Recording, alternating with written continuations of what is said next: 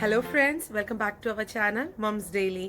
ഇന്ന് ഞാൻ വന്നിരിക്കുന്നത് ഒരു അടിപൊളി റെസിപ്പി ആയിട്ടാണ്. ഒരു ചോക്ലേറ്റ് കേക്കിൻ്റെ റെസിപ്പിയാണ്. ഇതിൻ്റെ പ്രത്യേകത എന്താണെന്ന് വെച്ച് കഴിഞ്ഞാൽ നമ്മളിതിൻ്റെ മിക്സ് എല്ലാം ഉണ്ടാക്കുന്നത് മിക്സിയിലാണ്. അതാണ് ഇതിൻ്റെ ഏറ്റവും വലിയ പ്രത്യേകത.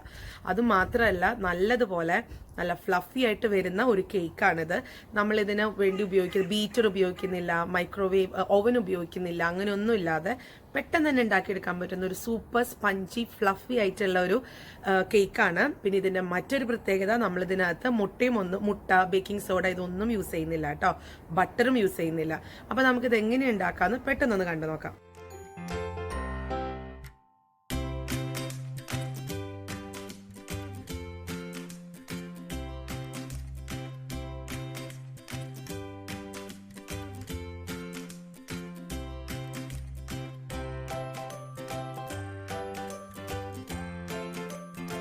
അപ്പോൾ അതിനായിട്ട് ഞാൻ മിക്സി എടുത്തിട്ടുണ്ട്. മിക്സിയുടെ ഒരു വലിയ ജാറിനകത്തോട്ട് നമുക്ക് ഇച്ചിരി കാര്യങ്ങളൊക്കെ ചേർക്കണം.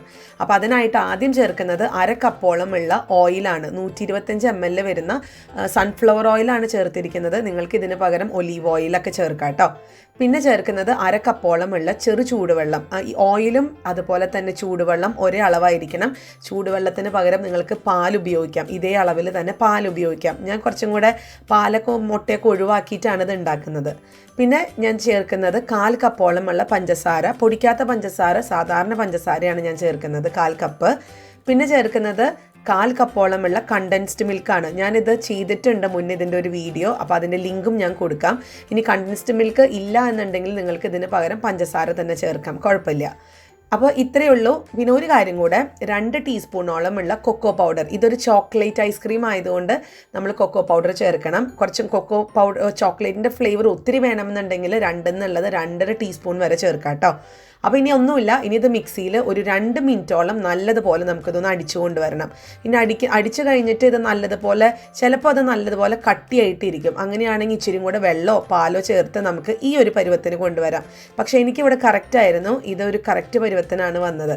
അപ്പോൾ ഇനി ഇത് നമുക്ക് വേറൊരു ബൗളിനകത്തോട്ട് ഒന്ന് മാറ്റി ഒഴിക്കണം. കാരണം ഇനി ഇതിനകത്ത് കുറച്ച് പൊടികളൊക്കെ ചേർക്കാനുണ്ട്, അതുകൊണ്ട്.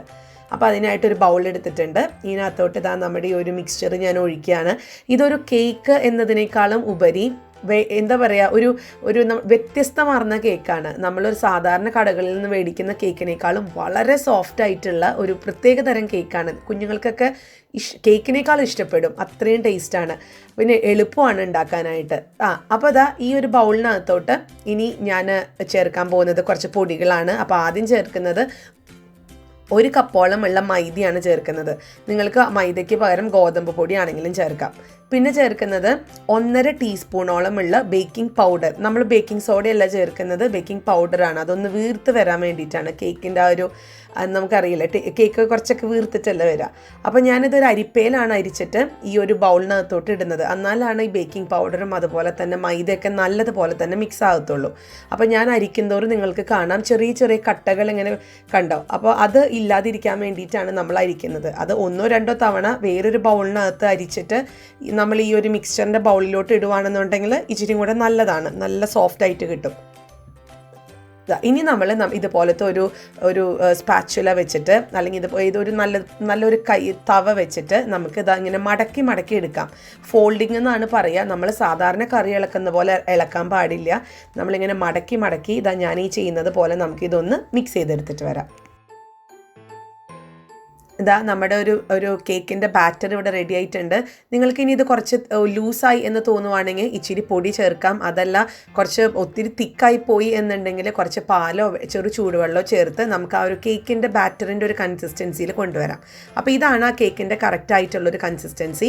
ഇനി നമുക്ക് ഇത് ഒരു കേക്കിൻ്റെ ഒരു ടിന്നിനകത്തോട്ടോ അല്ലെങ്കിൽ നല്ലൊരു സ്റ്റീൽ പാത്രത്തിനകത്തോട്ടോ നമുക്കിതൊന്ന് മാറ്റണം. ഞാനിപ്പോൾ ഇവിടെ കേക്കിൻ്റെ ഒരു ടിന്നാണ് യൂസ് ചെയ്യുന്നത്. പക്ഷേ ഞാനെടുത്ത ടിന്ന് ഒത്തിരി വലുതാണ്. ആ വലുപ്പത്തിനനുസരിച്ചുള്ള ബാറ്റർ ഞാൻ ഉണ്ടാക്കിയിട്ടില്ല. എങ്കിൽ പോലും ഞാൻ കേക്കിൻ്റെ ടിന്നിലാണ് ഇത് കാണിക്കുന്നത് കേട്ടോ. കാരണം എന്നാലാണ് എല്ലാവർക്കും കാണുമ്പോൾ അതൊരു കേക്കാണെന്ന് തോന്നാൻ വേണ്ടിയിട്ട്. അപ്പം ഞാൻ ആദ്യം തന്നെ ഒരു ബട്ടർ പേപ്പർ വെച്ചിട്ട് അല്ലെങ്കിൽ ഒരു പാച്ച്മെൻറ്റ് പേപ്പർ വെച്ചിട്ട് ഞാനൊന്ന് ലൈൻ ചെയ്യുന്നുണ്ട്.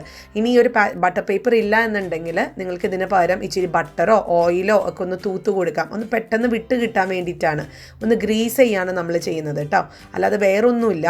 ഇനി നമുക്ക് ഈ ഒരു ബട്ടർ പേപ്പറിൻ്റെ ഇതിൻ്റെ ഒരു മേലിൽ കൂടെ നമ്മൾ ഉണ്ടാക്കി വെച്ചിട്ടുള്ള കേക്കിൻ്റെ ബാറ്റർ ഒന്ന് ഒഴിച്ച് ഒന്ന് ലെവൽ ചെയ്ത് കൊടുക്കാം. എന്നിട്ട് നമുക്ക് പതുക്കെ ഒന്ന് തട്ടി കൊടുക്കുന്നത് ഇതിനകത്ത് എന്തെങ്കിലും എയർ ബബിൾസ് ഉണ്ടെന്നുണ്ടെങ്കിൽ അത് പോവാൻ വേണ്ടിയിട്ടാണ്. അപ്പോൾ ബാറ്ററെല്ലാം ഞാൻ ഒഴിച്ചിട്ടുണ്ട്. ഞാൻ ചെറുതായിട്ടൊന്ന് തട്ടി കൊടുക്കുന്നുണ്ട് ആ ബബിൾസൊക്കെ ഒന്ന് പോകാൻ വേണ്ടിയിട്ട്. അപ്പോൾ ഇനി നമുക്കിതൊന്ന് ബേക്ക് ചെയ്തെടുക്കണം. ഞാനൊരു പാത്രത്തിലാണ് ഇതൊന്ന് ബേക്ക് ചെയ്തെടുക്കുന്നത്. ഇതൊരു പഴയ പാത്രമാണ്, നല്ലൊരു അടിക്കട്ടിയുള്ള പാത്രമാണ്. അപ്പോൾ ഇത് ഞാൻ കേക്ക് ബേക്ക് ചെയ്യാനും അങ്ങനത്തെ കൊച്ചു കൊച്ചു കാര്യങ്ങൾക്ക് വേണ്ടി യൂസ് ചെയ്യുന്ന, അതിന് വേണ്ടി മാറ്റി വെച്ചിരിക്കുന്ന ഒരു പാത്രമാണ് കേട്ടോ. അപ്പോൾ ഈ ഒരു പാത്രത്തിലാണ് നമ്മൾ ഇന്നത് കേക്ക് ഉണ്ടാക്കാൻ പോകുന്നത്. അപ്പോൾ അതിനായിട്ട് നിങ്ങൾക്ക് 2 തരത്തിൽ ഇത് ബേക്ക് ചെയ്തെടുക്കാം. ഇതുപോലത്തെ ഒരു അടിക്കട്ടിയുള്ള പാത്രത്തിൽ ആദ്യം നല്ലതുപോലെ ഉപ്പ് വെതറിയിട്ട് അതിൽ നമുക്ക് കേക്ക് ടിന്ന് വേണമെങ്കിൽ വെക്കാം. അല്ലെങ്കിൽ ഞാൻ ചെയ്യുന്നത് വേറൊരു രീതിയിലാണ്.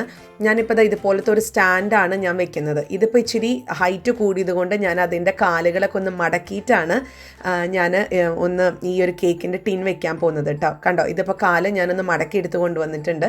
അതൊന്ന് തിരിച്ച് താഴെ വെച്ചിട്ടാണ് ഇതിൻ്റെ മേലെ ഞാൻ കേക്ക് ടിൻ വെക്കുന്നത്.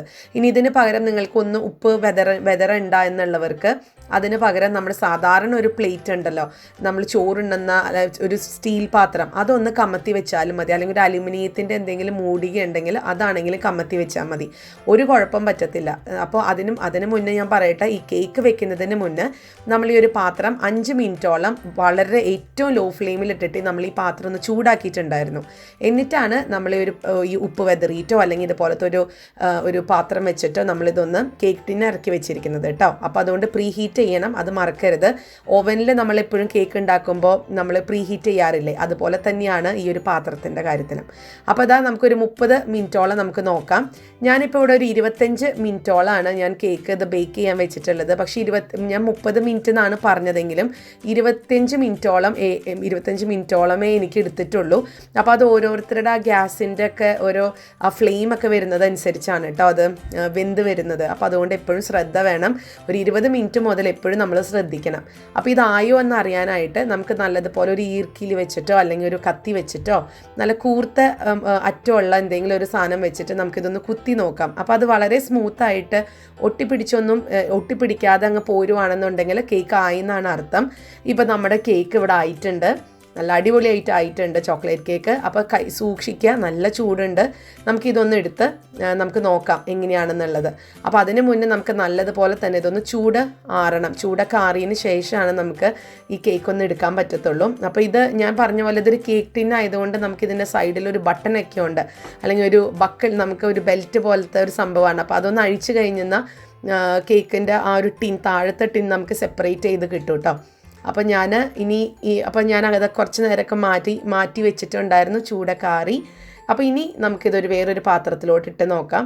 നിങ്ങൾക്ക് കാണാം കേക്ക് നല്ല സൂപ്പറായിട്ടാണ് വന്നിരിക്കുന്നത്. പക്ഷേ ഞാൻ എടുത്തിരിക്കുന്ന കേക്കിൻ്റെ ടിൻ ഇത്തിരി വലുതായി പോയി. കാരണം അത് ഞാൻ ഓൾറെഡി പറഞ്ഞിട്ടുണ്ടായിരുന്നു. പിന്നെ എനിക്ക് കേക്കിൻ്റെ ടിന്നിൽ നിങ്ങളൊക്കെ കാണിക്കണമെന്നുള്ളത് കൊണ്ടാണ് ഞാൻ അതിൽ തന്നെ ഒഴിച്ചത് കേട്ടോ. അപ്പോൾ ഇതാ നമ്മുടെ കേക്കിൻ്റെ ആ ബാക്കിലുള്ള ബട്ടർ പേപ്പറൊക്കെ ഞാനൊന്ന് എടുക്കുകയാണ്. വളരെ സോഫ്റ്റ് ആയിട്ടുള്ള, നല്ല എന്താ പറയുക, വളരെ ടേസ്റ്റി ആയിട്ടുള്ള, നല്ല സ്പഞ്ചി ആയിട്ടുള്ള ഒരു കേക്കാണ്. ഈ ഒരു കേക്ക് സത്യത്തിൽ ബ്ലാക്ക് ഫോറസ്റ്റ് കേക്കൊക്കെ ഉണ്ടല്ലോ, അത് ഉണ്ടാക്കാൻ ബെസ്റ്റാണ്. പിന്നെ ഇതിപ്പോൾ നമുക്ക് കുഞ്ഞുങ്ങൾക്ക് ഒരു ടീ കേക്ക് പോലെ, നമ്മളെപ്പോഴും ടീ കേക്ക് എന്ന് പറയുന്നത് എപ്പോഴും വനില സ്പഞ്ച് കേക്കൊക്കെ അല്ലേ നമുക്ക് ടീ കേക്കായിട്ട് നമ്മൾ കരുതിയിരിക്കുന്നത്. എന്നാൽ ഈ ചോക്ലേറ്റ് ഇഷ്ടമുള്ള ആൾക്കാർക്ക് പറ്റുന്ന ഒരു ടീ കേക്ക് എന്ന് തന്നെ പറയാം. അങ്ങനത്തെ ഒരു കേക്കാണ് ഇന്ന് നമ്മൾ ഉണ്ടാക്കിയിരിക്കുന്നത്. വളരെ എളുപ്പത്തിൽ, വളരെ സോഫ്റ്റ് ആയിട്ടുള്ള ഒരു കേക്കാണ്. അപ്പോൾ നിങ്ങളെല്ലാവരും ഇതൊന്ന് ട്രൈ ചെയ്ത് നോക്കണം, നിങ്ങൾക്ക് ഉറപ്പായിട്ട് ഇഷ്ടപ്പെടും. അത്രയും സോഫ്റ്റാണ് ഈ ഒരു കേക്ക്. നമ്മളൊന്ന് കൈ പിടിക്കുമ്പോഴത്തേക്കും അതിങ്ങനെ എന്താ പറയുക, പഞ്ഞി പോലെ അങ്ങ് അമങ്ങിപ്പോവും നമ്മുടെ കയ്യിൽ. അപ്പോൾ ഇത് ഞാൻ എങ്ങനെയാണെന്നുള്ളത് ഒന്നും കൂടെ ഞാൻ കുറച്ചും കൂടെ അടുത്ത് കാണിച്ചു തരാം. ഇതൊന്ന് മുറിച്ച് കാണിച്ചു തരാം. അതുപോലെ തന്നെ മറ്റൊരു പ്രത്യേകതയാണ് ഈ ഒരു കേക്കിൻ്റെ, ഈ ഒരു സ്പെഷ്യൽ കേക്കിൻ്റെ, ഇതിൻ്റെ അകത്ത് വളരെ ജ്യൂസിയാണ്. നമ്മൾ ചേർത്തിട്ടുള്ള ചോക്ലേറ്റ് ഒക്കെ നല്ലതുപോലെ ആ ഒരു ഫ്ലേവർ എല്ലാം ഇറങ്ങി നല്ല ജ്യൂസി ആയിട്ടുള്ള ഒരു ചോക്ലേറ്റ് കേക്കാണ്. ഇതാ ഞാനിതിപ്പോൾ കട്ട് ചെയ്തിട്ടുണ്ട്. ശരിക്കും ഹലുവയൊക്കെ നമ്മൾ മുറിക്കുന്നത് പോലെ, നമ്മൾ ഹൽവ എങ്ങനെയാണ് മുറിക്കുക അതേപോലെ തന്നെയാണിത്. അപ്പോൾ കേക്കിനേക്കാളും കുറച്ച് ഒരു വ്യത്യസ്തമായിട്ടുള്ളൊരു കേക്ക് എന്ന് വേണമെങ്കിൽ പറയാം. എല്ലാവരും ട്രൈ ചെയ്ത് നോക്കുക. ഇഷ്ടപ്പെടുവാണെന്നുണ്ടെങ്കിൽ നിങ്ങളുടെ ഫ്രണ്ട്സിൻ്റെ ഒക്കെ അടുത്ത് ഷെയർ ചെയ്യാൻ മറക്കരുത്. അതുപോലെ തന്നെ ഈ ചാനൽ ആദ്യമായിട്ട് കാണുന്നതെങ്കിൽ സബ്സ്ക്രൈബ് ചെയ്യാനും മറക്കരുത് കേട്ടോ. അപ്പോൾ നമുക്ക് അടുത്തൊരു വീഡിയോ ആയിട്ട് ഉടനെ കാണാം. Until then, bye bye.